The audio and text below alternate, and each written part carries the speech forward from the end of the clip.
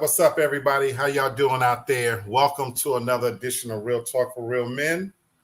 We are going to be kicking off our holiday version today before we set sail into the holiday season. So without further ado, I'm going to bring in my co-host, Miss Tasha McMack. What's going on, McMack? What's going on, Black? How are you? I'm doing good today. How about you? What's going on this Sunday evening? Nothing. Grateful for the cooler temperatures. You know, it's been a pretty nice and quiet Sunday so far, but, you know, always in Memphis, you always got somebody cutting up somewhere, so. That's what's up. Yeah.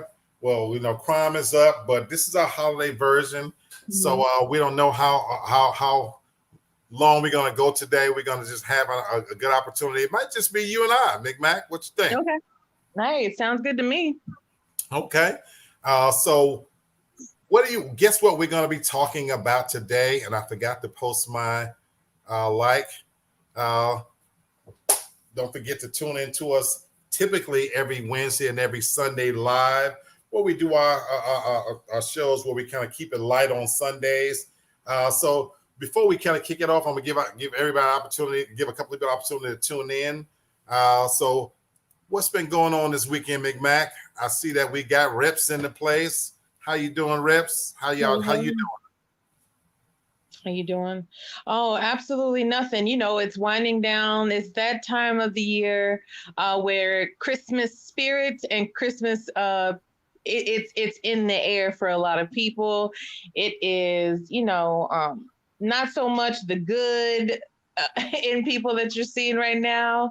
So, you know, but I think it'll be okay once this all passes. I think next year will be very interesting. And some of the things that we already know are going to be going into full effect at the beginning of the year. So, you know, I'm excited, you know, to be ending the year on a positive note. So. Absolutely. And so that's why I wanted to kind of keep the subject really, really light today. We might do an abbreviated show because of that, because I know that when we get this close to the holiday season, people are out, they are shopping, they're getting in that last minute version of holiday shopping. So I just was kind of wanted to do something holiday themed. And I want, if the audience can see, I've got a busted blood vessel in my eye. I didn't realize that this could happen actually from sneezing.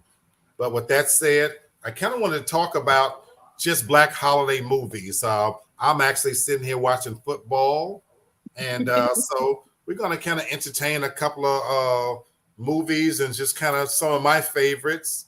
And who knows, you know, if we don't get any visitors here in the next few minutes, we'll consider this a nice early version of the holiday season. That's why I wanted to really keep it light.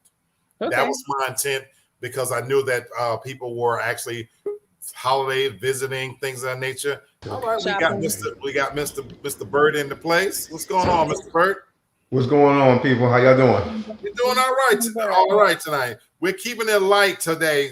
This is going to be our last show before we end the year, because we were going to kind of launch this as our holiday show. Now, I'll still be popping in here and there to do little impromptu sessions. But how you doing, man, as we're officially launching the Christmas season? Uh-oh, we lost him. Oh, yeah. Can't complain. Everything is good on this end. So, you know, I'm just thankful for that. I'm glad everything is good. There you go. So what we're going to talk about just briefly, and I was already telling the audience, we're going to probably do an abbreviated show tonight, which will allow families to kind of kick back and get prepared for the holiday season. Brother Kendrick, he's traveling. There you go. People are traveling with family. But I appreciate you, brother. We miss you. So I'm gonna just introduce a couple of movies that black movies, holiday themed, and we'll kind of talk about lessons we can learn when in terms of relationships. Talk about them in a real way. So the first movie, and I hope you guys have seen some of these. Have you seen The Last Holiday with Queen Latifah? That last holiday, the movie. Yeah. No, I haven't seen that. Okay. What about you, McMac? I've watched part of it, but not all the way Okay. through. Look, let me be completely transparent. These are some of my favorites. You might have some of your own. So this list is not all inclusive, but these are going to be movies that I picked as good holiday movies and the lessons that we can pick from them. So, we got Brother Lamar, what's going on? Of course, we're part of the TFG TV network, so you can catch us on those platforms. Appreciate you, my brother. So we are being broadcast here on Facebook and on YouTube. Oh man, Rep says she haven't either. So this might be one of those movies that a bit of a holiday gem if you haven't seen it. The premise of the movie is Queen Latifah works for a retail company, and she gets a prognosis that she only has a short time to live. I think it's like 6 months to live. Yeah. So she's led up to now, she's led this life, just working, and she's actually in love with a coworker, but getting this prognosis that she only has so many months to live, she decides that she's going to take her savings and actually, spend it off and enjoy what's left of her life. So she takes the trip to, I don't know if it's Switzerland or something like that. She goes to a resort to where she's just going to splurge because there's no sense in saving. And basically it's a story about how we sometimes don't live our best lives and treat ourselves well, And so if you haven't seen this movie, in the movie, when she takes this trip to resort, she basically, since she's spending her life savings, they mistakenly think she's some heir, that she's rich. They put this in where there's rich. It just so happens there where the boss to the company she works for is there as well. They're having a conference. And so financially, she's treating herself to the best of everything. As an example, when she goes out to eat the very first night, she buys the best dress, evening gown. So when she comes in to eat, there's a chef there. She orders everything on the menu, which instantly makes her the most popular person, because normally when you go into a restaurant, you order one specific dish. But in her case, she figured, I'm going to die. I want everything. She instantly becomes a favorite and people gravitate towards her. And throughout the movie, all of these good things all of a sudden start to happen to her. And she's questioning God that, why did all of this start to happen to me right when I was about to die? So even though you haven't seen the movie, what do you guys think is the lesson in that? I saw it. Oh, you've seen it. I saw it. So what did you take from that, Hannah? Because again, it's one of my favorite holiday movies, believe it or not. I love it. I'll say on my take, I saw it twice. I had two different takes the times I saw it. Okay. I think my take was a lot that, not saying splurge, but I think we work a lot and we don't really realize that we need to benefit from the money we earn, because we work so much and we don't really have enough time. And she worked every single day, and until she thought she was going to die, she took time for herself. So one time when I saw it, I felt as though sometimes we just need to take a mental break for ourselves and just go somewhere, do things we never did before, and just explore life. Because what's the use of working every single day just to die with that money in the bank, or your family fighting over at the funeral, or even before the funeral? And then I saw it again, and my other take was not the question, but why now? Her life was, with your life is just filled with so much distress and turmoil, and then when you think it's your last leg, then everything good happens, which seems like it happens so often. You never know how you should really live your life. Are you living it the correct way, or are you just, going through the motions of life? Absolutely. Very, very good lessons. Tasha, you say you saw bits and pieces? Mhm. Yeah, I saw the restaurant scene, which for me, I absolutely love because um, from the chef's perspective, that someone ordered what he had, didn't want to customize it, wanted it exactly how he made it, and I Mhm. think that that's another reason why he really appreciated her because she enjoyed what he was making. But as far as like the question, as far as, like why you feel like you're getting all that good fortune, then it makes you kind of question. It's like, if you believe in the whole you get out what you put in, so those vibes that you put out in the universe, you receive those back. Maybe, you're not putting out the right vibes a lot of times, and maybe that's why you're blocking your blessing. So, and that's why at the end, maybe that's why she was able to be so fortunate. Wow, I hadn't I considered didn't that think of point, that. but very good point. And I know, Bert, you haven't seen the movie, but just from the synopsis of it, what do you think we can take from that? Um, to tell you the truth, I like both of their takes on it. Um, I would say like it's just not. It's you not. It's giving you a lesson of you not really reaching your full potential. And I'm Mm. not talking about in your work life. I'm talking about in your every waking life. Like when I was just hearing when both of you were talking about the movie, and then hearing like, well, everybody's gravitating to her, everybody's loving her, the whole nine. And it took, death, near death, to go ahead and say, hey, listen, now this is the person I really am. I'm enjoying life. So I'm not sure what she was before that. I know I heard Han saying that she worked every day, Yep. so I can only imagine how the way she was. But once she got that, once she got what she got from the doctor, it seems like that woke something up in her, Yep. and it was like, all right, well, then she truly. It seemed like it opened her eyes. Like, I truly understand now. I need to go. I need to live. And it seemed like life was living her, and she wasn't living life. Beautifully said. And Mhm. that really is the overarching message of the movie of what you just said.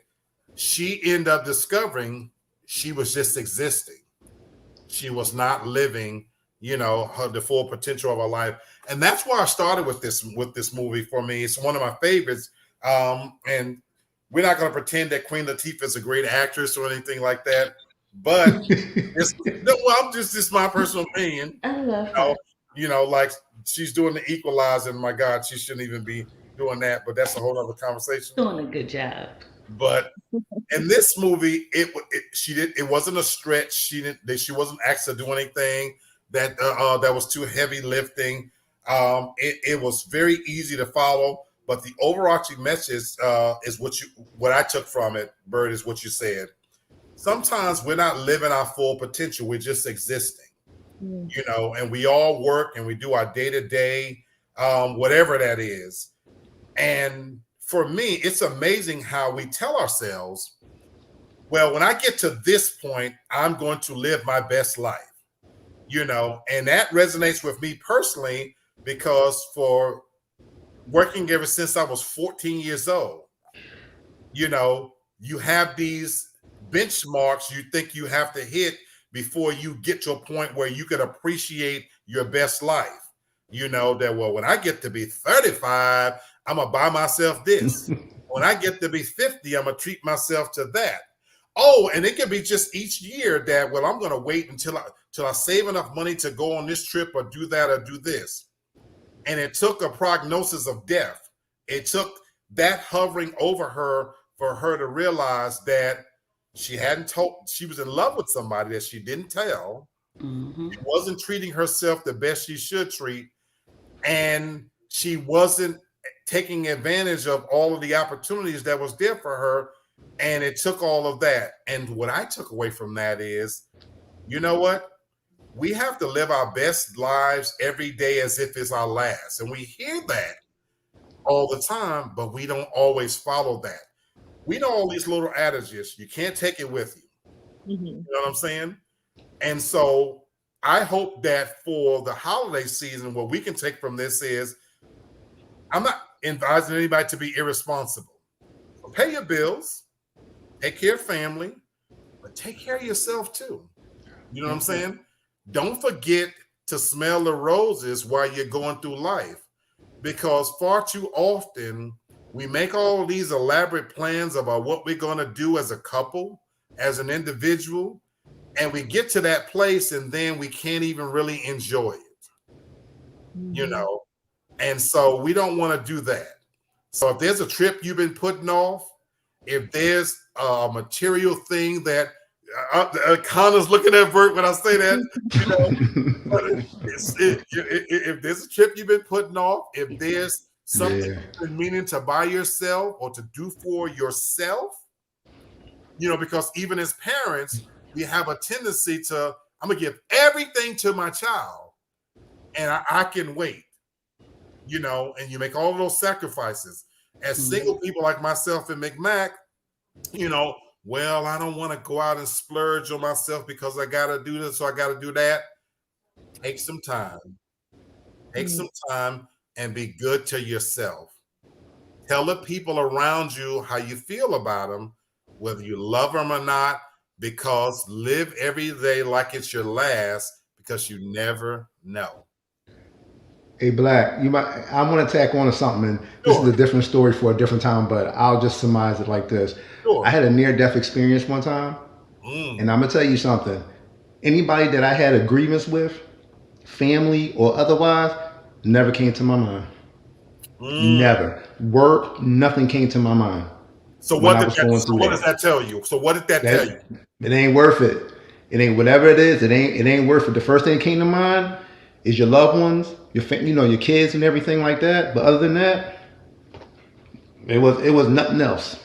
Absolutely. So, and it's amazing that when certain things like that happen, or if you get a diagnosis like that, you always find a way to make it happen for yourself, to enjoy yourself for your last days. Absolutely. Absolutely. So I love that. I love that story. Thank you, because you know what? You know what you discovered in that moment?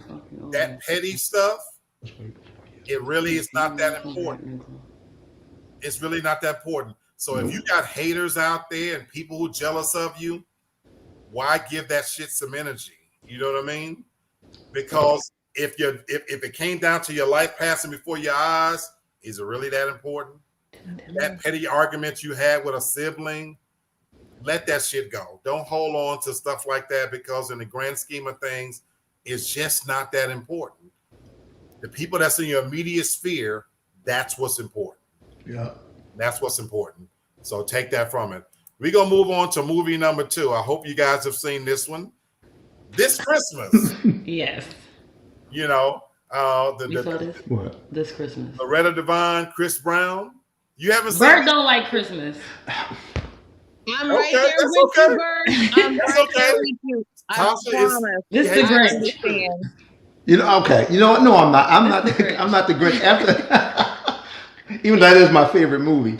But yeah, like I don't have nothing against Christmas, brother. I really don't. Like, I've never really gotten to those type of movies. Right. I was always into like the kiddie portion, the Grinches and stuff like that. But that's as far as it go with me. So I've never really. I might have seen them here and there, like maybe bits and pieces, but never sat through the whole movie. I got you. I'm gonna make him watch Christmas. Well, I'm selecting. I got him into Christmas now. Because guess what? This is what you're going to be experiencing all this next week.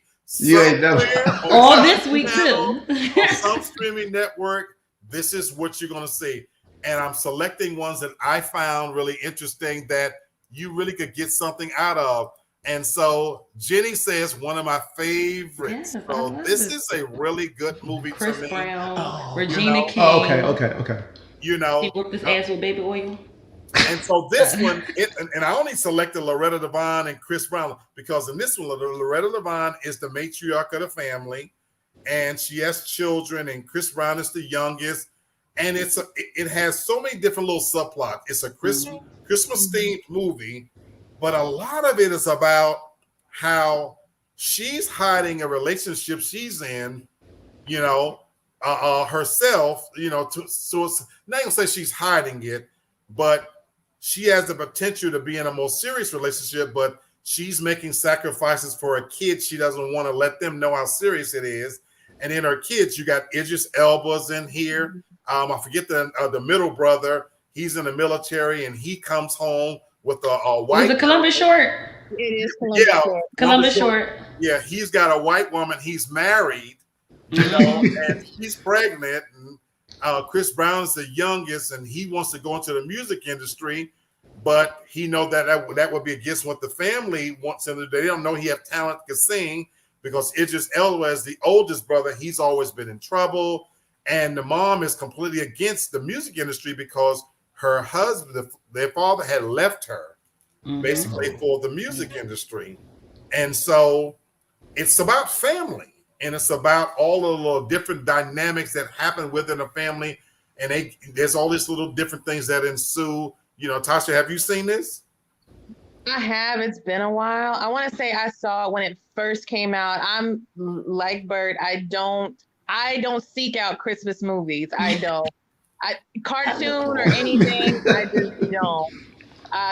So sometimes it's like if it's caught me on TV and I just don't feel like changing the channel or there's nothing else on, then I'll watch it. Or like if the remote's like across the room somewhere, I'm like, I'm not going to go get that remote. I'm going to watch it.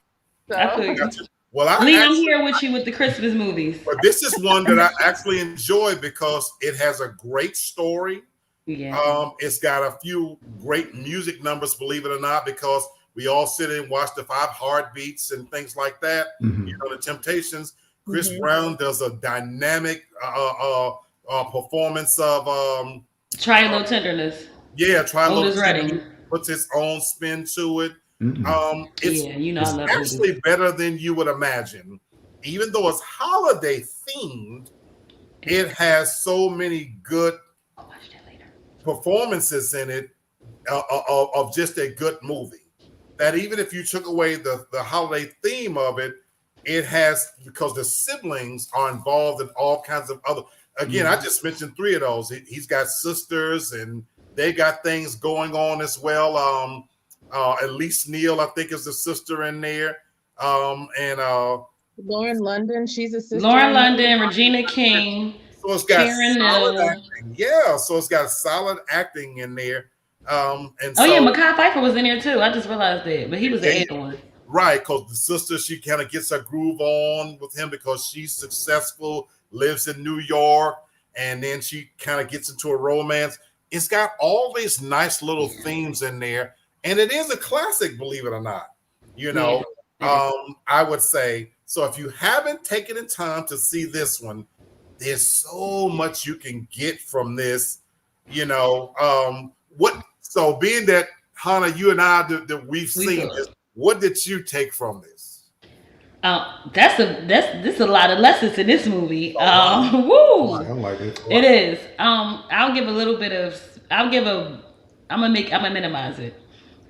One lesson I thought of was, I don't want to tell too much. Well, I'm gonna let him watch it anyway. But when a lot of us have like family businesses,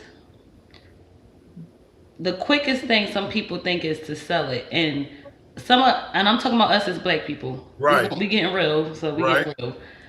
I took as though when you have a lot of siblings and we have some type of anything that can draw wealth to your family, it's something you should keep within the family, whether it's struggling, whether it's not, not even just to keep the family together, but just to have something to pass on. I took that as a lesson to not get rid of anything, even if it's a small business, cakes, cookies, whatever, something that you can have on generation to generation. Because a lot of times we'll get these things and we'll just think of quick money or whatever is fast to get out of it. Right. So I took a lesson of just stick with things that can keep things inside your family that we can't say other people took from us. I took that, and I also took money is not everything. You know what one sister I'm talking about. Right. Because you can make so much money and be so independent. Right. And you still need a social life. You still need love. You still need other things that benefit you. And the last thing I took more, but I'm gonna do this. I'm minimize Right. it. Right. Another thing I took is not saying generational curses, but we cannot hold. And as I'm a parent, so we cannot hold our children responsible for what adults did before they came along. And a lot of people do, a lot of parents do that. They'll take, if the mother was this, if the father was this, they'll try to say, oh, well, you're going to be just like your mother. You're just going to be like your father. I can have a talent and still be a part of this family. I can be very talented and still remain your child and not do within a, you cannot control me and make me feel some type of way because of what one person did. And if Right. parents do that a lot, you see it often. They'll try to, if the dad leaves, then the son has to be the dad. The son is not the man of the house. I don't like that saying. It bothers me. You're not the man of the house. A woman is not the man of the house. You're the woman of the house, but you're not the man. So I think I also took, I'm not going to say that's generational curses, but stop blaming your kids for things that adults did before they were even here because they didn't ask to be here. And don't stunt them because you're bitter and upset. Get some help, get some therapy, talk it out so you can be a better person and a better parent. Absolutely. Reps is cheering you on for your takes on this. You say that. And so just even if you haven't seen this, Hannah is really highlighting it's so much deeper than just a Christmas movie, the underlying themes it talks about. And I even think about that same thing. I think about the relationship Idris Elba's character has with the man that his mom is dating.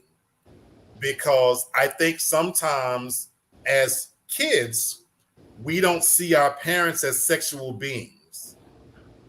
And we tend to think that if they were married to our father, that's all we want to know. They don't, their life is supposed to end. I got some kind of troll. I got to log out. They always showing up here. But sometimes there's a tendency to think that the mom or the dad, that the only person that they have the right to be with is each other. And so when somebody else comes into the picture, here's someone she's dating who's been good to her, giving her a second opportunity. But the oldest son in particular, he struggled with the idea that his mom could move on past his dad and be a sexual being and have somebody step in, and we see that play out sometimes even in situations where our children might be growing up in a relationship where they're being raised by a step parent, because we hear this on our show. I don't want no other man, this and that, blah, blah. But in this case, the man was good to her, and not just her, to her whole family. Yeah. And a lot of the movie is about them coming to terms with that. He really was a good fit for the whole family. Because if he's treating the mom well, it trickled down into all the things he did for the children.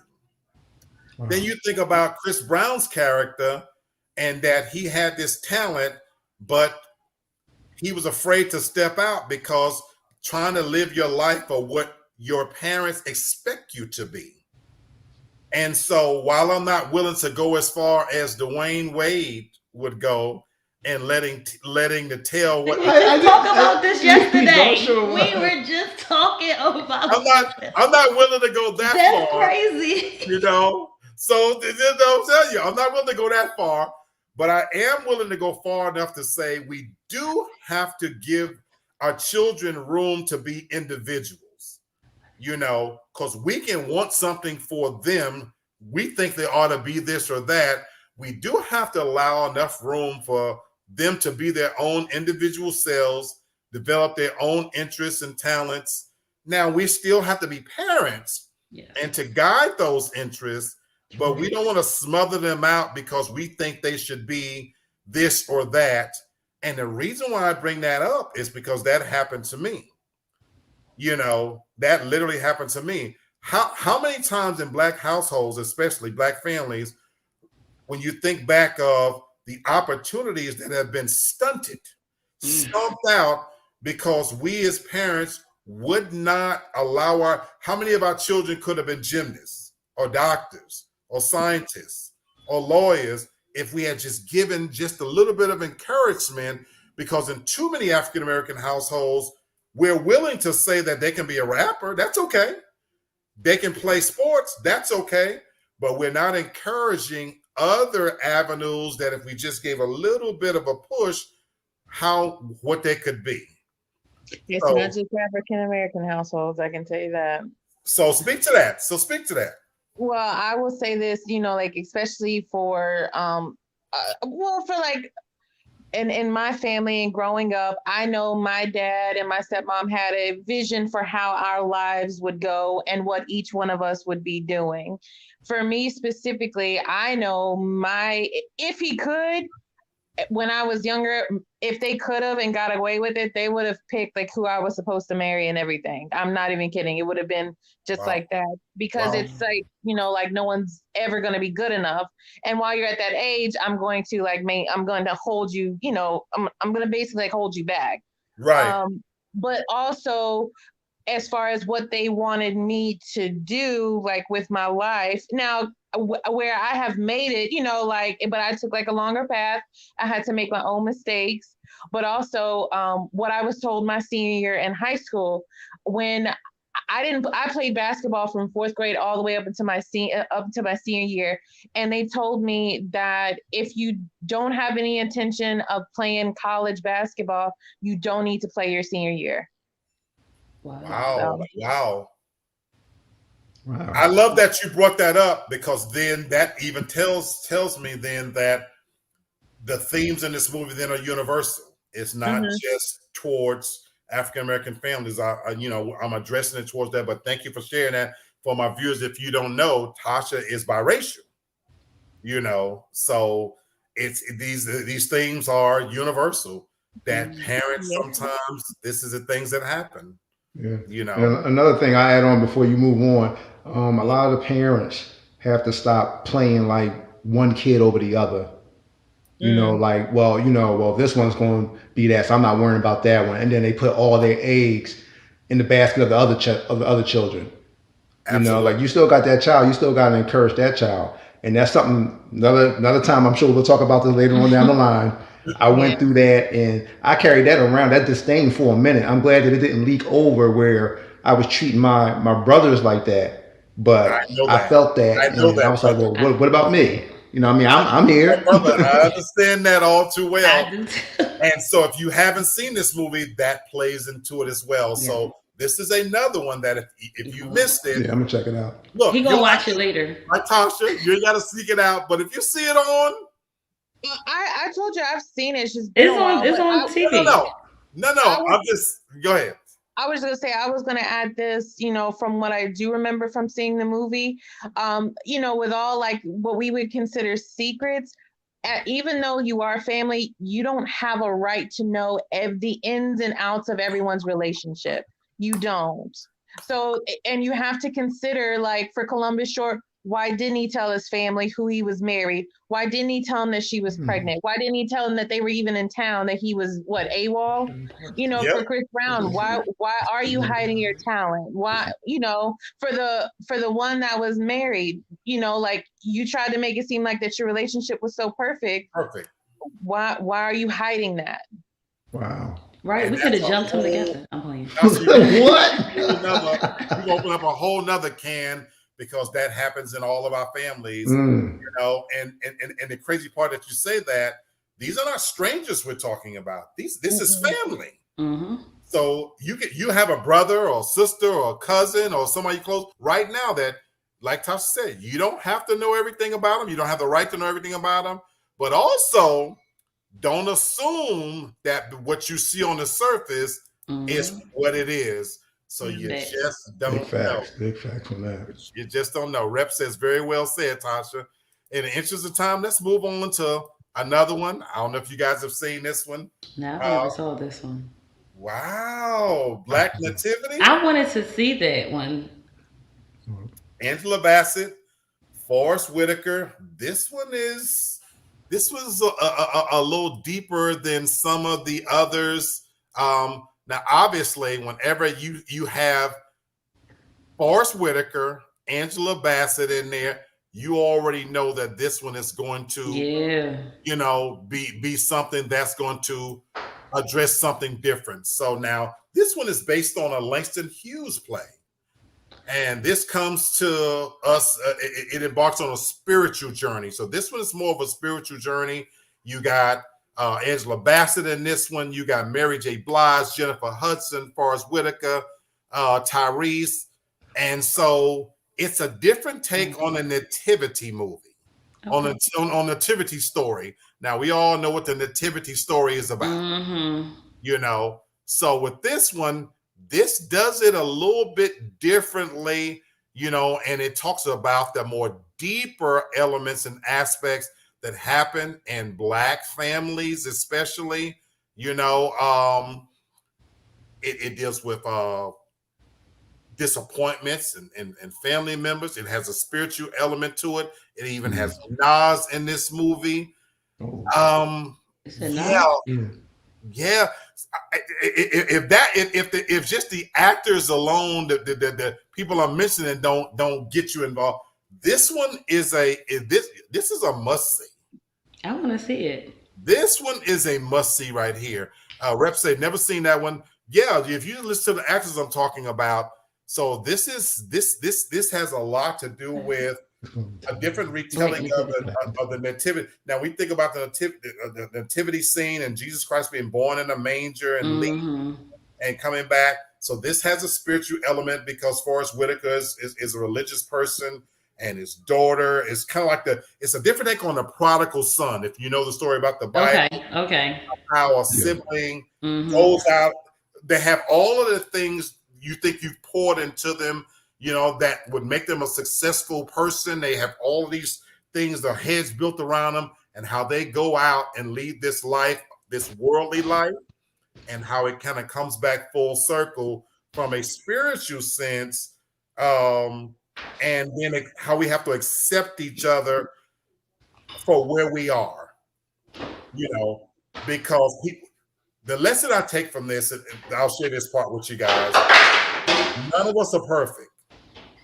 And whether you believe in religion from a structured sense or on a spiritual level, this movie spoke to me in a sense that sometimes we have to accept people where they are. And even though our family members have not led perfect lives, we owe it to them to try to meet them where they're at. And I'm going to say this for me. I have brothers that have been on drugs, that have done different things. I've got you're not always close to your brothers and sisters, and you don't always live up to your parents' expectations. And guess what? They don't live up to ours either. Sometimes we have a tendency to think about parents as being perfect, but our parents don't live up to maybe our expectations sometimes of what we think we might have needed to be a more well-developed person. And so this is about accepting people for where they are, for their individual flaws, their imperfections, and working through those things to get back to a place of, again, when I think about the prodigal son, you can rejoice in the person finding themselves and coming back full circle. And sometimes it takes going through all of those things to get back to center, if that makes any sense. I just had a conversation with my nephew yesterday on this very subject. For you parents out there who have teenage children or grown children, I see you, Anna, and the older they get and they start to make their own decisions, and they're not the ones you think they should make. They're not the ones they should make. Tasha talked a minute ago about her parents wanting the life for her, and she's made some decisions. So you know what I told my nephew yesterday? I said to him, I think about my own son, so to speak, and everybody know my situation. You know what you hope, the best you can hope for sometimes our children, and this could even be said of our brothers and sisters and even friends. You hope whatever decisions they make, that they don't hurt nobody don't hurt them, and that when they bounce back from it, that they haven't gone so far into something they can't come back from. Does that make sense? Yes. Mm. You know. Yep. So I Yeah. give you guys to kind of, even though you haven't seen it, this is one of those movies I want to where see that. it talks about those. You know, what's going on, Joseph? We miss you, my Hey. brother. Good to see you. And so anyway, on that, before I move on, what do you guys think about that? I know you haven't seen the movie, so this is one I want you to put on your list. Anybody? I'm not watching that. Why? But I'm curious, why? It's listed as like a musical, and I definitely don't want to see anything like that. I don't. I'm not a fan of Jennifer Hudson. I don't want to see, so it just it's not a movie that from what I just briefly read, I just don't think I would enjoy it. Gotcha. Now again, I've seen very good movies. I think it's one you're missing out on, but that's just my take. So it's one of those things where, you know what, if you ever too lazy to turn the channel, trapped in bed, it's gonna be one of those movies, I think, where you'll be like, okay, after watching 15 minutes, I'm gonna watch 15 minutes more. And I'm gonna watch 15 minutes more. And okay, because it's not a musical in that sense. So I will share that with you. Yeah, no. Again, think about the actors. So they're not breaking out in arbitrary song and shit. It's not the Annie bullshit we've seen on TV just last week with Taraji P. Henson. They could have kept that. But she was Annie? Yes, they did Annie live on TV last week. And it was it was atrocious. Ooh. Yeah. But so this is not that. This is not that. Only this is. But again, when you look at the actors in there, it's a solid movie. Yeah. Angela Bassett is not going to be in something, And although you might not be a fan of Jennifer Hudson, I don't want you to think that every time you look up, her big mouth is going to be open and she's going to be screaming notes. No, it's not that. She is? No, she actually gets. No, she's not. She actually gets to act a little bit, and it's all right. Yeah, So, but anyway, Hannah and Bert, what do you guys think? Go ahead, me. Just don't stand it on me. Yeah. I didn't see the movie. I'm going by your take on it. I do know the story of the prodigal son. So it'll be interesting to see it from a different perspective. I would also take, if the dad's religious, sometimes I am a preacher. I am a PK. So I know that life oh too well. And I did my own thing. So I did my own thing. So it'd be interesting to see. Sometimes preachers or religious people hold their kids in a different caliber. Absolutely. And they try to be a little overbearing. Absolutely. So it'll be interesting. I guess I would want to just see it for myself to see, if your true life matches a story scene, if that makes sense. Absolutely. Okay. And again, this. Yeah, I definitely want to see it because. Yeah, it sounds interesting. But when you said Jennifer Hudson wasn't bursting out and singing, it's because Dreamgirls, I can't take the singing. Sporadic bursting out. The songs are strategically placed to add, weight. It's like Dreamgirls. Subject matter. No. It's nothing. It's nothing like that. It's nothing like that. Again, the songs are strategically placed to give emotion to the different. Oh, okay, all right. So yeah. Because I don't see Forrest Whitaker busting out. And I'm gonna compare it to a movie that's coming up in a minute, and then you'll kind of get what I'm saying. So no, they're not breaking out a sporadic song. Which it's like The Preacher's Wife. It's like I'll watch it then because that's one of my favorite holiday movies. Exactly. So even though Preacher's Wife has musical numbers in it, it was integral to the plot. Oh, yep. So if that makes any sense. Let's move on to Almost Christmas. How many of you have seen this one? Danny Glover, Kimberly Elise. You saw that? Oh my Lord! You guys are killing me. I saw it. Not all the way. Definitely. Danny Glover, Monique, Kimberly Elise. Oh my God! The comedian guy Rocco, whatever his name is. Once again, it's a shitload of Carrie Hilson in it. And then even you think about Monique. Monique did her job in this one. So this is a Yes, story. she did. So this is a story about David E. Talbot, and it's centered around Danny Glover, who in this case is the patriarch of the family, and he's mourning the recent death of his wife, and Okay. he's trying to keep the I family remember. together.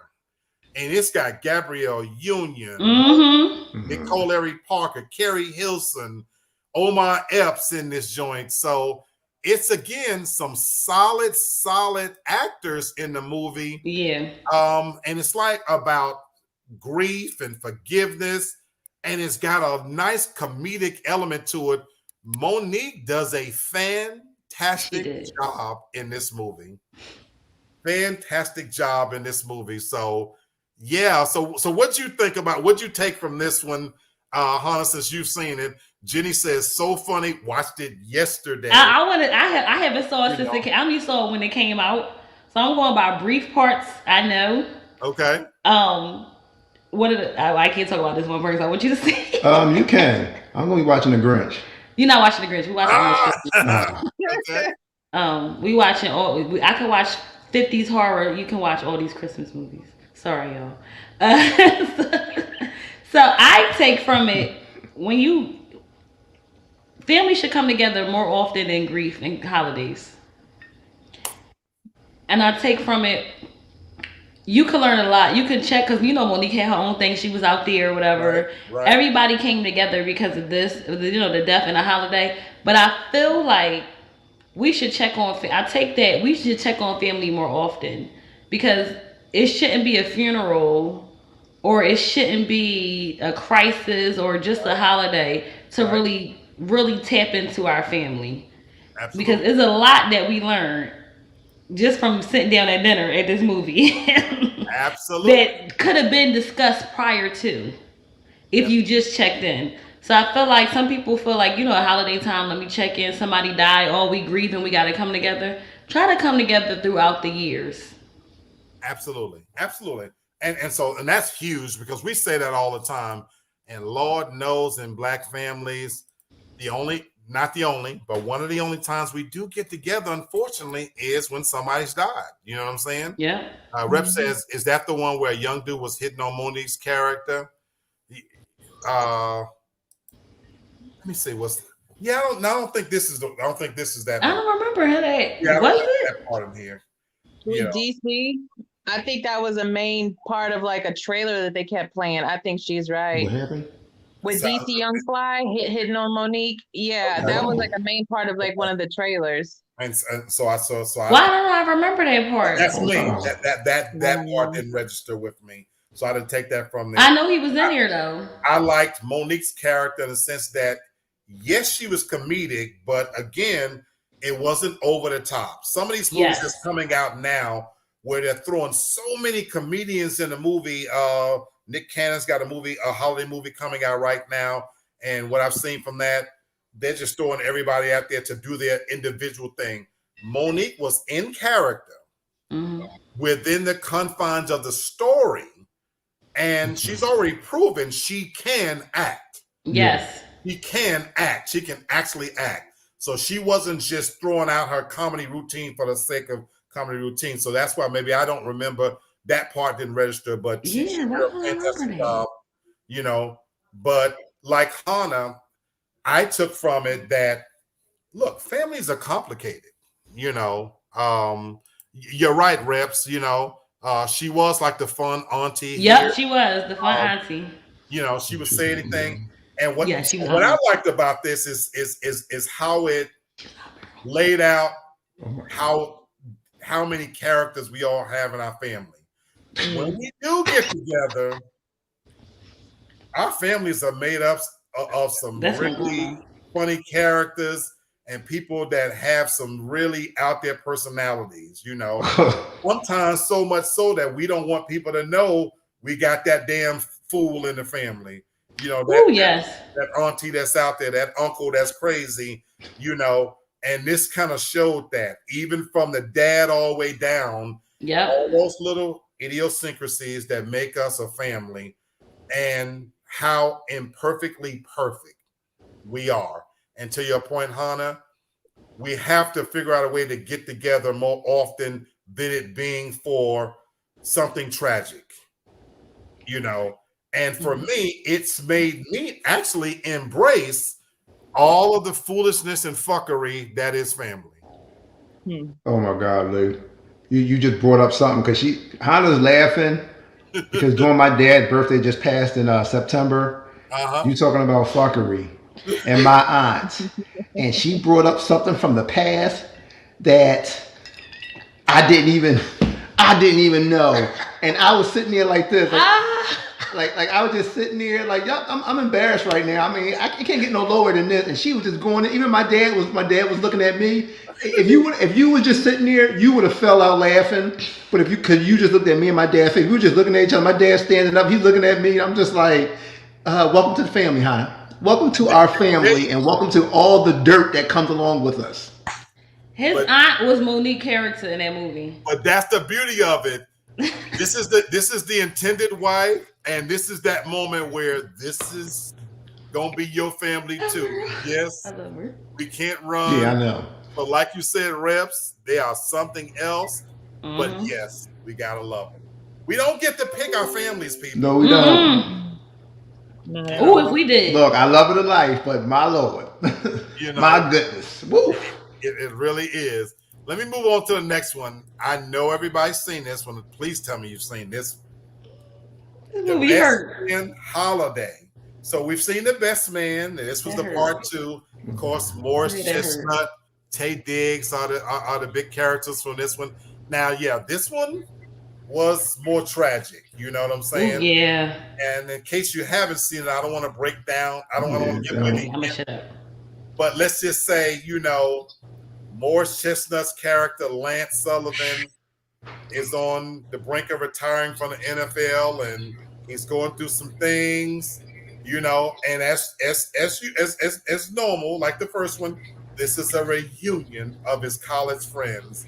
So you had Harper, which is Tay Diggs, you had Robin, Sanaa Lathan, Jordan the Along, you got Harold Perrineau, Terrence Howard. Shelby's in this one. They brought back all of the original characters. I love that part that they came back and they assembled them all together. And one of the standout scenes is when the guys did "Can You Stand the Rain?" I love that part. So it's got these nice little nuggets of black moviedom that you can take with you, but I love that they extended the characters from the first one and let you in even more into who they were and what they're up to and things like that. So, Tasha, you've seen this, right? I watched it with you. Yeah. Okay. Tasha, like, you gonna give me credit for one movie? I'm looking at the look on your face. But Tasha and I, we're movie buffs, and we. I had to make sure you saw it too. Don't look at me like that. But what was one thing you took from this, Tasha? In this movie, what I really took from it was the as we get older, the relationship that we have when we're younger. I like to see how those relationships were nourished, how much they changed, like going into like adulthood, and the different dynamics that sometimes where. Yes, you may be closer to one particular friend growing up. You may realize that, hey, this one over here is something that I need to pour a little bit more into, or you find that you have a little bit more in common with. And that, of course we say it, like your friends sometimes are more your family than your family. So, that's wow. Yes. Wow. Yes. Nice. Wow. That's big. That's a big one. Hannah and Bert, that's a big one, Tasha. Thank you. I have two things. One, I would say healing is important. I took from that movie a lot of healing was needed, and no matter how many years have passed, leaving those wounds open does not help you. And I also took that along with Tasha, friendship is important. Like, you have to stick with that. We say we know our family, but Tasha said sometimes friends are closer than family, and I know that from facts that it can be. but to just make sure you keep that friendship because that's needed. You can't really say I don't need friends. You might sometimes you don't want to talk to your family, but you know you have a friend you can call, you can talk to. And when you don't have that friend that you wish, sometimes you just need to just whatever's going on. And I'm talking from personal because I did have a friend who I had a major falling out with, which should have been a falling out because she did something foul. However, it took us a while to mend that friendship. And once we mended, we realized that we actually, a lot has happened since we didn't talk in years. So I think that sometimes healing wounds is what I took. Just make sure you heal those wounds because you never know when it's your last days. Yes, indeed. Yes, indeed. Brother Bert, what you got to add? I would say, you know, friendship is paramount, and what the two ladies have just said, just piggybacking off of what they were saying, like, you really have to make sure that you go through. It's a different dynamic with your friends. It's ever evolving, and sometimes they're going to be wrong, sometimes you're going to be right, and it could be vice versa. But at the end of the day, they're still your friends, and there could be certain things that you're going through in your life, no matter what the joys and the pains. And guess what? Yeah, family, they're gonna reach out, make sure you're straight. But your friends, your dogs, your girls, they're gonna be there. They gonna sit there with you, and whether it's to cry it out or laugh it out or whatever it is, they're gonna be there. And that's very important. We always know. Well, hopefully family will be there, but your real friends, they might be there more than family will be, and they're going to help you through your process as well while you're trying to figure out what in the world is going on in my life right now, whether good or bad. Absolutely. I don't even have a whole lot to add beyond what you guys have already said because my life has been that. I've lived in the South since I was 17 years old. Mm. And although I come from a big family, I've been blessed to have friends that have been family. And we hear the expression on my day ones. I'm so rich, maybe not materially, but I'm rich, and I've always been rich when it comes to friends. In the sense that, or what you guys talk about, that I have day ones. I have friendships right now that go back over 20 years. How many a day?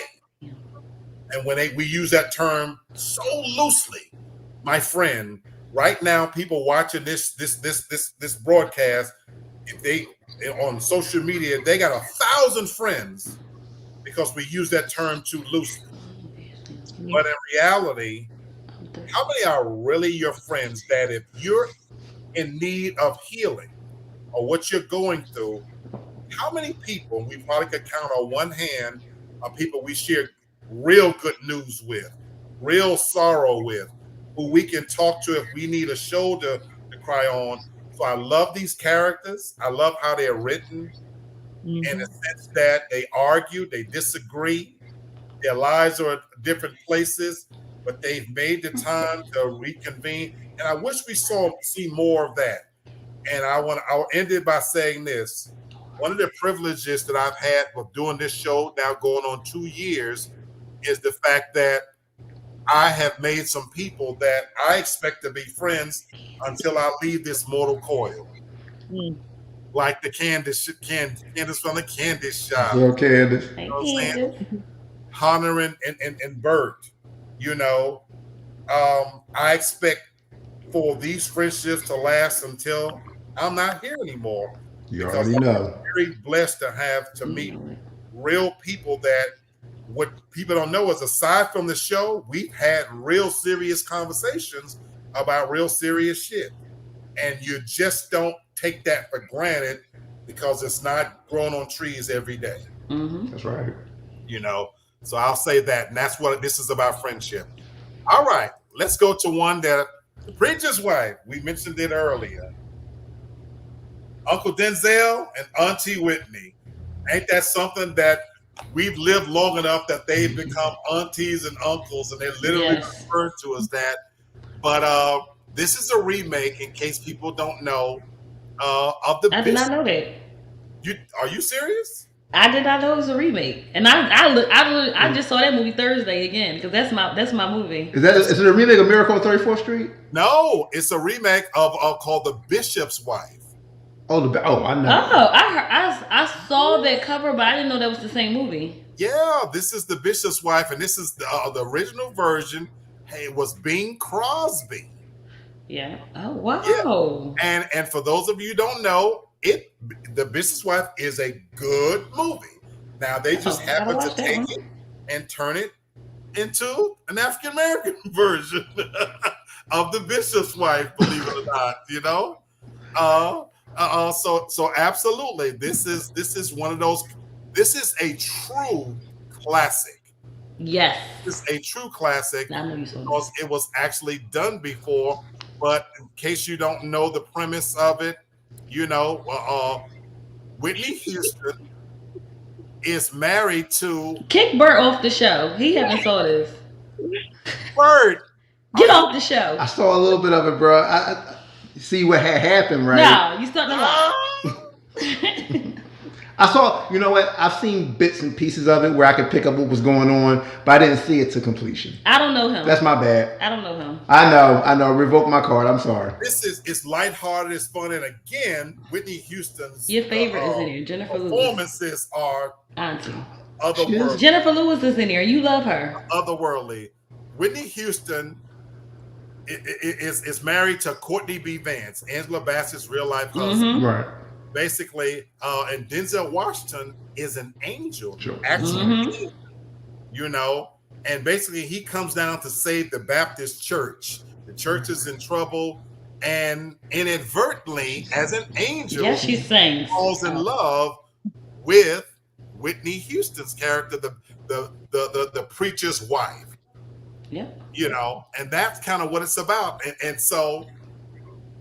It's no drama to it. It's very lighthearted, but again, her singing performances, the lighthearted acting. You get to see Denzel in probably one of the most comedic, lighthearted roles he's ever done, because there's nothing heavy to it. You know what I'm saying? And Whitney is just Whitney. It's not a stretch, the role she's playing. She doesn't really have to act per se. Well, I take that back. She's the Whitney. She's the face of Whitney that we knew. Now, in her death, God bless her soul, we realize now that she was a chain-smoking, hard-drinking hoe. But God bless you. You know what? I knew it was going there. I knew it was too nice. I knew the show was too nice. I love you, Whitney. But the Whitney that was the public Whitney, it wasn't a stretch for her to play that Whitney. All-American girl, beautiful smile, easy temperament. But let's not kid ourselves. I got to bring a little drama to the show. Rep say damn. Show your butt.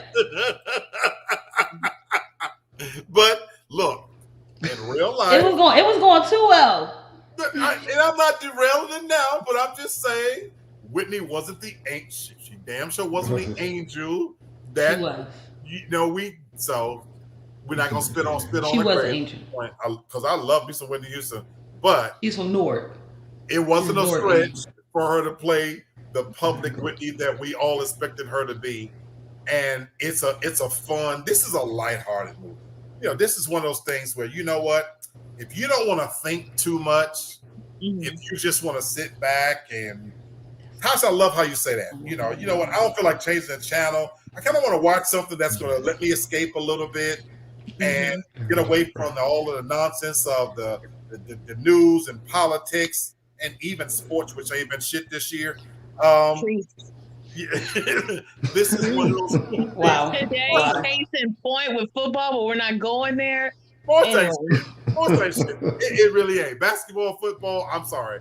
So if you just kind of want to escape and you're in that festive mood, if you already playing some holiday music and you feel in that mood and you just don't want to think a whole lot, this is that movie. So what do you guys say about this? Because this is real classic. Well, I guess I'll have to speak because somebody didn't see it all. I've seen most of Whatever. it. Not all of it. I took from this movie a few things. I would say this: it is important in a marriage to keep the spark. Yes. People don't realize you can work, you can be caught up in your everyday life, but you still have to realize when you're married, that's a part of your life as well. And there's some pastors that know they have a flock, they have a congregation, they don't realize you still have a home. Yes, your congregation is important, but if you don't take care of home, how you gonna be good for everybody else? I don't think people realize how important it is to take care of home. I took that from it. I also took from it that don't let everybody in your business. Because the mom was trying to have full control. And sometimes we love our parents, we honor our parents. But our parents do not run our lives when we become adults. So I feel like when you get in a certain situation, you need to know when to be respectful. I'm big on respect, but still allow your parents to know this is my marriage, this is my life, and you can't come in between it. Absolutely. What I take from it is don't trust them no good, low down, dirty angels. Because you know them Nephilims and everything like that. Don't trust them around your wives. Don't you trust them angels around your wives. They're gonna take them. He didn't take her. Or try to take them. He didn't take her. He was holy. He was holy, but was neglected. Oh, I want to say one more thing. Go ahead. Also, believe in yourself, because if the pastor believed really in himself, he wouldn't have, you know how, I don't want to tell the movie, but you know how the court scene when Denzel was basically telling him, you're not really believing. That's why the court system with the guy is not working out in your favor. Right. We sometimes doubt ourselves when we shouldn't. And I do that often. I know certain things, especially in school, and I doubt myself so much. And when I don't doubt myself, I'm getting A's. When I do doubt myself, I ain't getting no C's and D's, but you know, I'm not doing my full potential. So sometimes I feel like we should not doubt ourselves. Like when we believe something we think is true, go with that, because that might be the best thing for us. Okay. Again, very good lessons from there. And I could go deeper on a spiritual element with the fact that an angel. Ooh, let's go spiritual. Had some interest in a human. Well, so I'll say this, you know. Okay, Candy, I see you, Candy. So she went spiritual. So I'll go here and say this. I'll ask a question. So this is going to be the existential moment of Real Talk for Real Men. Mm. Where do demons come from? Ooh. Well, demons are the fallen. Well, according to biblical, they're supposed to be the fallen angels. Absolutely. So how did they become fallen? How did they become born? Fallen. Or fallen? They're fallen angels. They fell from heaven, and they fell from grace. Right. So how did they become fallen? Because they followed Lucifer with the rebellion in heaven. The answer is correct again. So how did Lucifer convince them to follow him?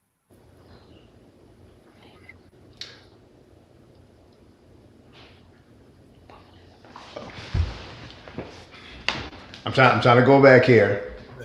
You tested my knowledge now. Oh, because Lucifer wanted to be greater than. And he convinced that hey, listen, all this is being given to humanity, and we're not afforded the same type of I'm going to say, for lack of a better term, of affection. We don't get that. We're held to a different standard. No, that was his reasons for wanting to be God. He wanted to be God. He was right. He was a beautiful angel, and he wanted the same worship. But how did he convince the angels to follow him into a life of sin and to rebel against God? I'll answer that question. Read the book of Jude. It talks about how the sons of God begin to notice the daughters of men and how they were beautiful, and that they had an unnatural affection to have sex with them. And so the angels literally were lured into a life of immoral sex with human women, and they produced children called Nephilim, the giants of the earth. So when you think about the power of how beautiful women are, think about that. Think about the power of women, you women out there, that you are so beautifully made that a perfect creature, unblemished, that is correct, Candace, that he was able to use good old-fashioned lust, because the book of Jude talks about perfect beings begin to notice women, and they were seduced into wanting to have unnatural relationship with them. He literally used lust. So I say all that to say this: if them damn perfect angels couldn't resist that mustard snatch, what chance do I have? Mm-mm. What chance do I have? I'm just a man. Mm-mm. God made you beautiful. Big old. Anyway, we're going to go there. We're going to keep it Christmas. But to the point of this movie, Dudley, who is Denzel Washington, began to have unnatural feelings for the preacher's wife. And in a very fun, lighthearted way, he had to address and deal with those feelings, because he was in the movie, he was not sent here for that, but he had planned on dealing with the human emotion of finding this woman godly, attractive, physically and spiritually. And so what Hannah was talking about being neglectful, part of that was the fact that in coming in, taking on this mission, he noticed that her husband, although a preacher and a minister and cared for the flock, he was neglecting his wife. And so Dudley began to notice that she was missing something.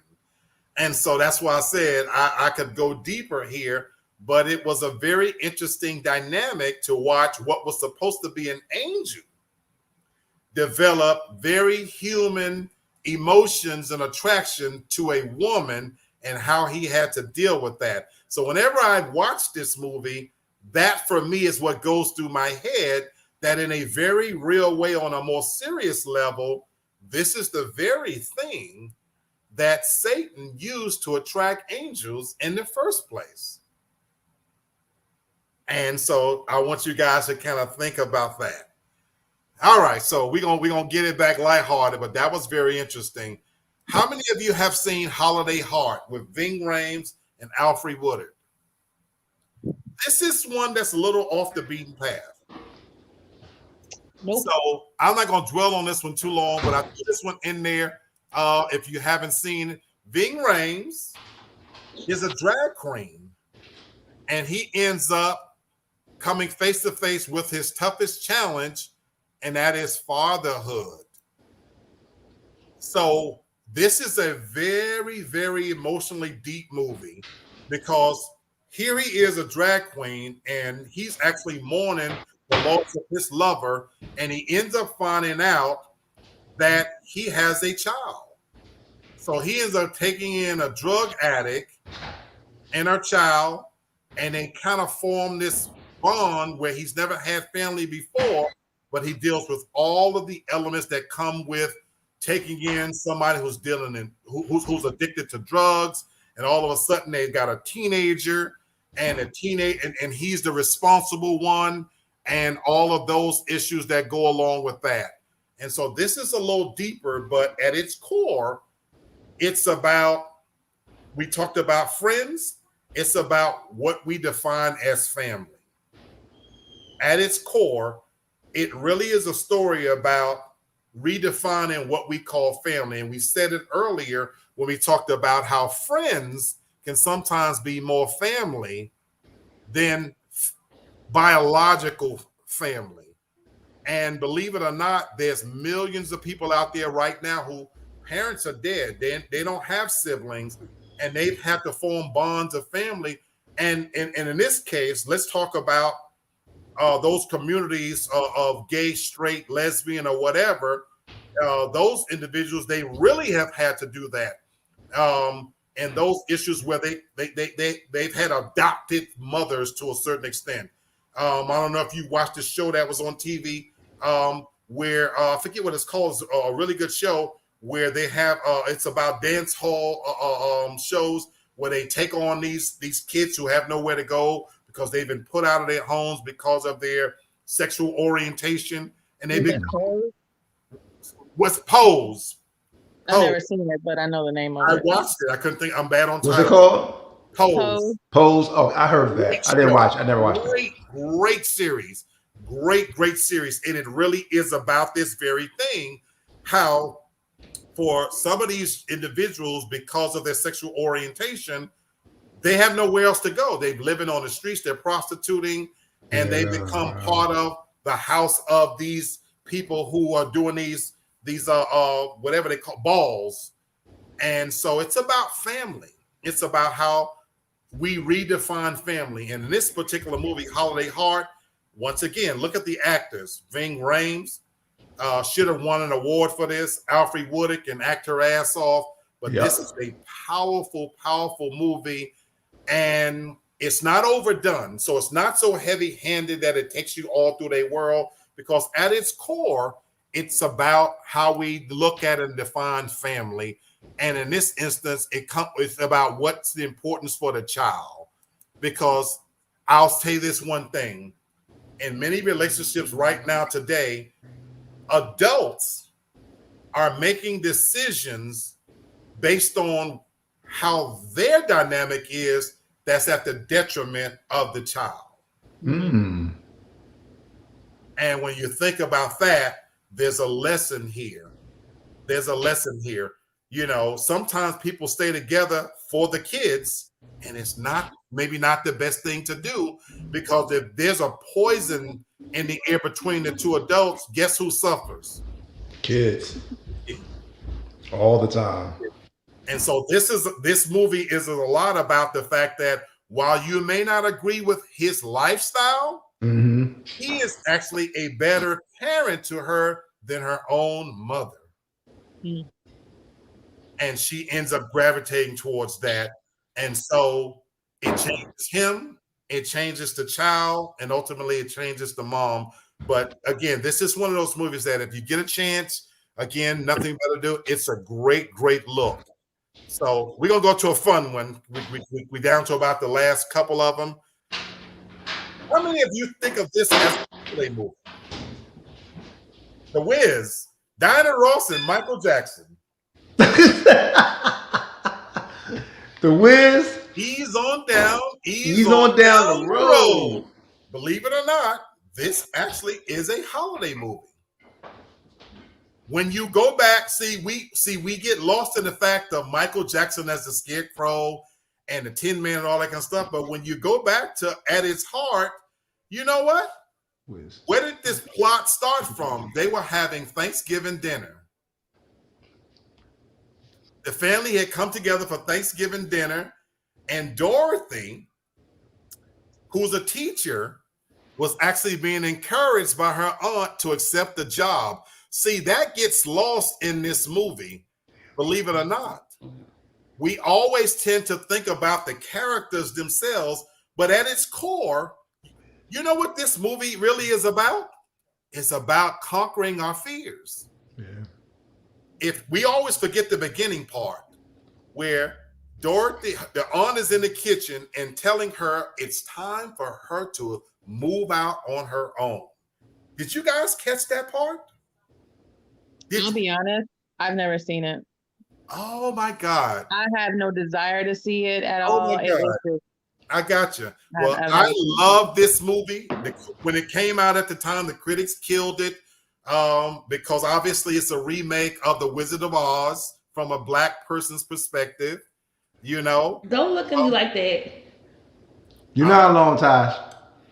you know, You ain't alone. It just says they sure were. This is the part that gets lost.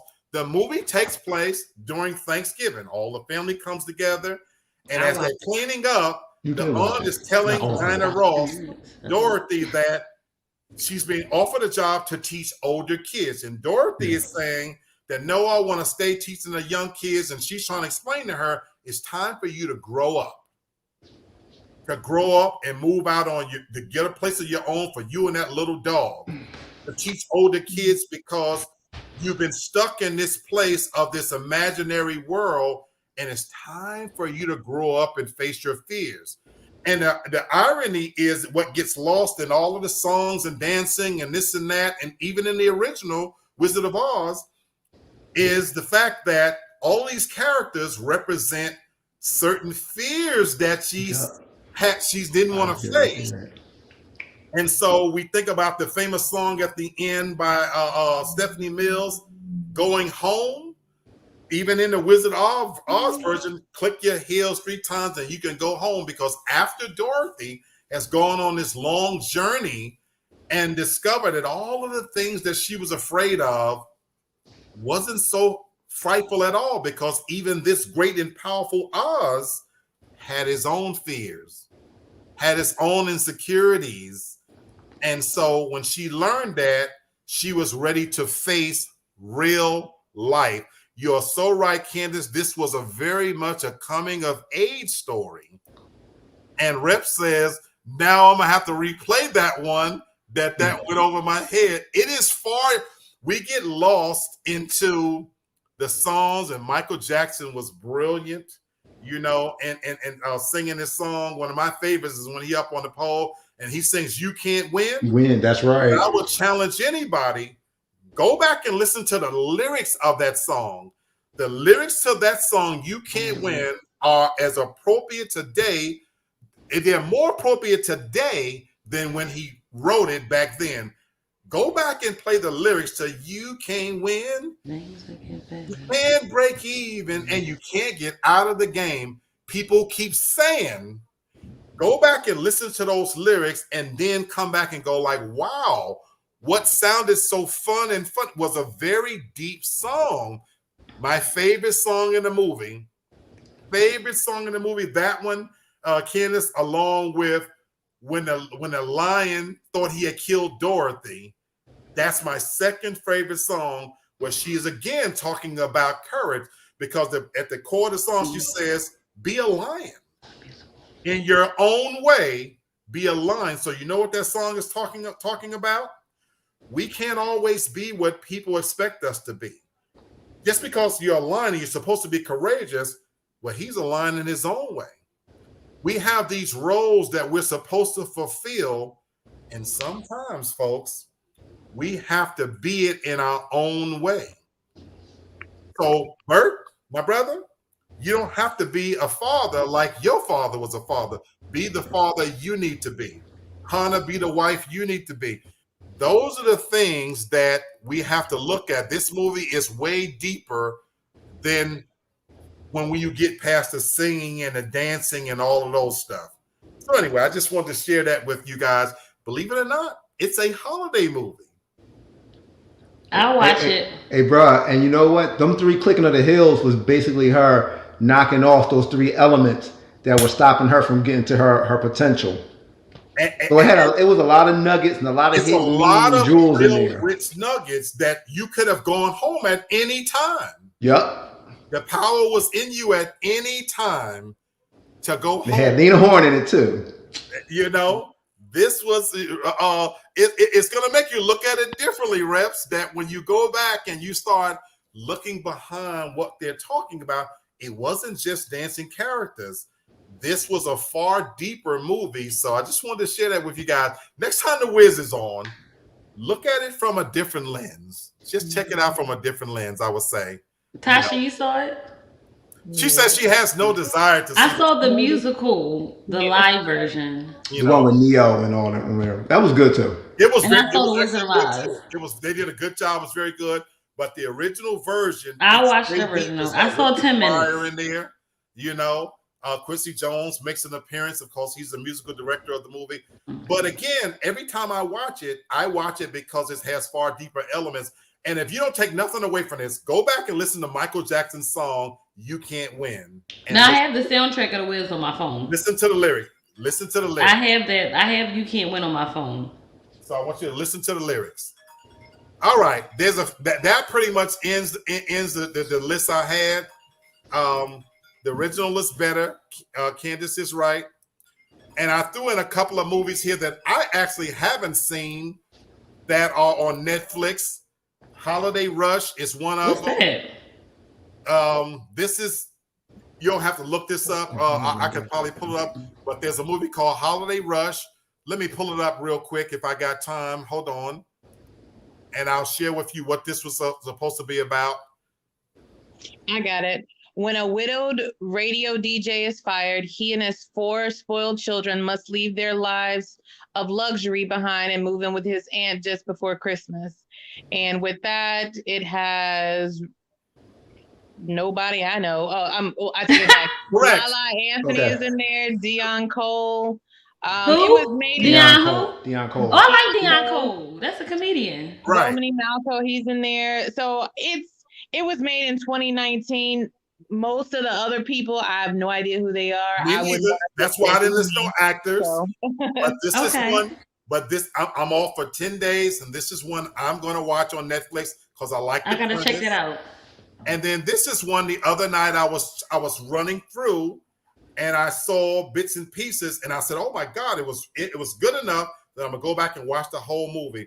This one is called The Christmas Doctor.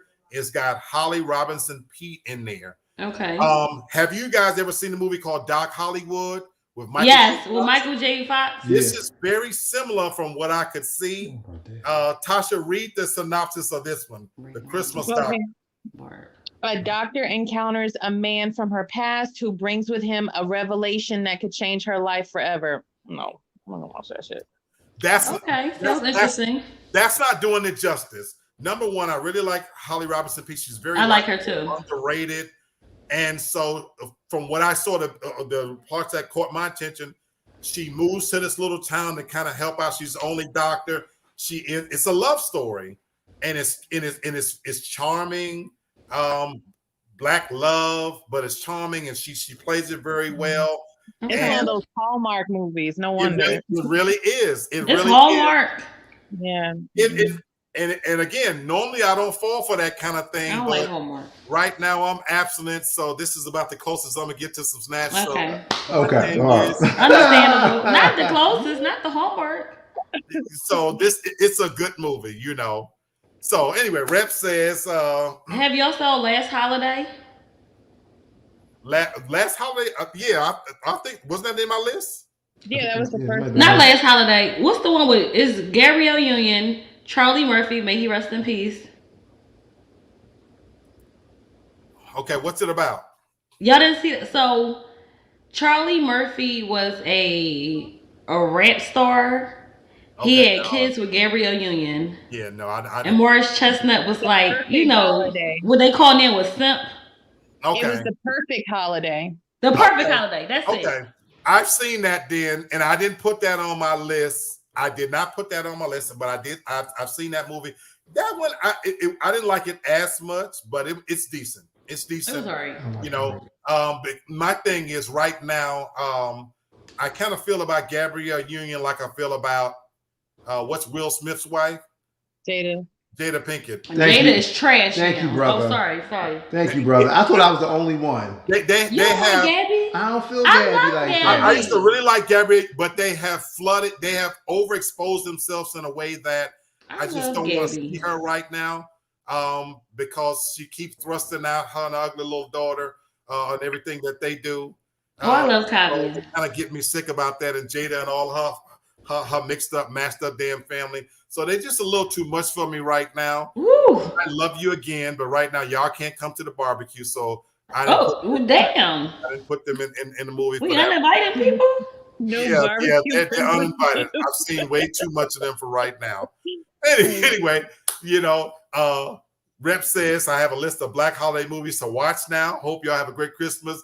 And that's kind of what I wanted to do. Christmas is this weekend, right? Christmas is coming. I did not know it. So that's why. Thank God. I lost track. You ain't never lied. You can say it again, Tosh. Thank God. You know what's bad though? Can I tell y'all this?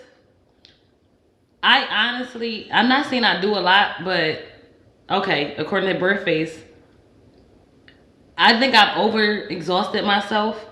I didn't know this Saturday was Christmas. Yes, it is. I found out today when my mom told me, and I'm like, have I been that Wrapped up in. So I think this holiday I'm going to take time for myself.